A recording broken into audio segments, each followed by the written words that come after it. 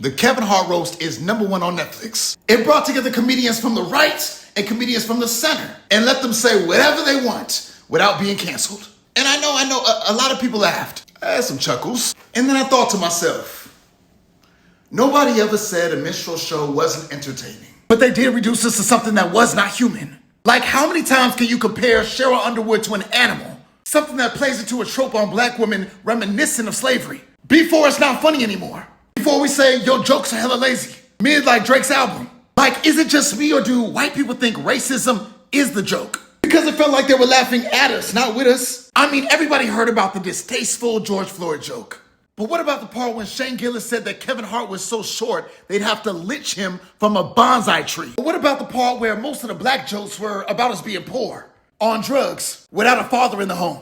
I'm sorry, but there are more poor white people in America than anybody else. Where's the opioid jokes? The meth?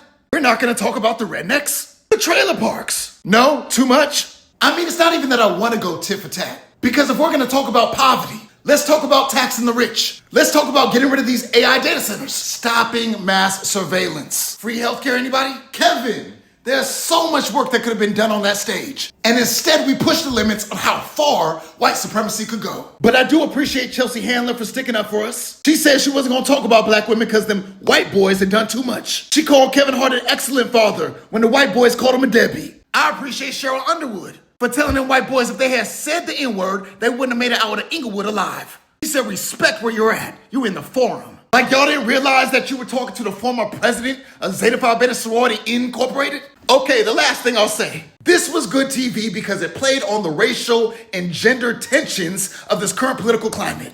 But the political climate is heavily skewed against us. The same week this came out, we lost the Voting Rights Act. Southern states got rid of almost every black congressional district. The executive of GEO Group owns most of America's private prisons with $1 billion in contracts with ICE. They just put him in charge of ICE. And then there was released body cam footage of police choking college student Victoria Lang outside of her dorm when she was locked out.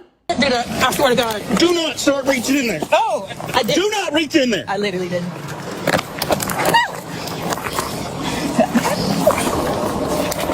Now, the video you see right now is from former police officer Daniel Wilson, showing him putting force on Victoria Lang's neck after dragging her outside the McDonald's bathroom last August. 5 videos from that day in August are available to the public now. 2 of the videos are body cam footage from former Officer Wilson. Is that George Floyd joke still funny to you, Kevin?